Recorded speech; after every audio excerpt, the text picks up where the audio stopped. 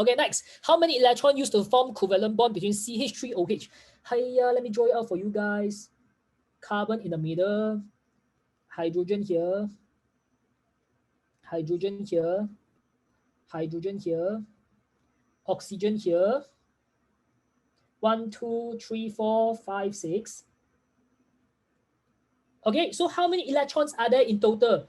1, 2, 3, 4, 5, 6, 7, 8, 9, 10. Can see here 1, 2, 3, 4, 5, 6, 7, 8, 9, 10. Ding. Or Declan-Lu. Okay, magnesium oxide has a high melting point. Okay, so carbon dioxide has low melting point. So again, this is a story. This is like a love story. You see, magnesium oxide, right? Chemistry is like a love story, guys. Okay, chemistry is like love story. So you see, magnesium oxide is basically a couple. So couple, right? They have high melting point. A good couple have high melting point. Okay, so you see, it's very hard for the couple to break up. You ask them, okay, so they have high melting point, very hard to break. Okay, this carbon dioxide, right, is like my student Ray and June.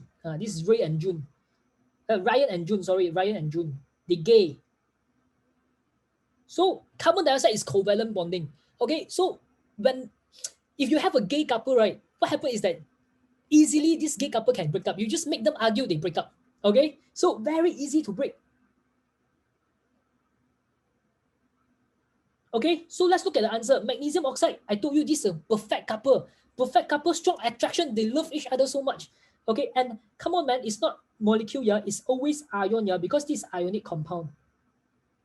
Okay, so A and B wrong. Okay, can you see that carbon dioxide? Hiya, carbon dioxide is so weak. Okay, it's gay couple, bro. Okay, and it's between molecule. Okay.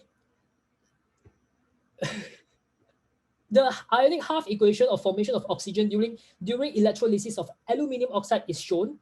Okay, so what are the value? Hey, let's balance it lah. I think my grandma can do it lah. If my grandma can do it, I think you guys can do it lah.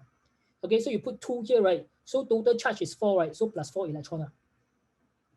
So ching chong ling long, my answer is donkey.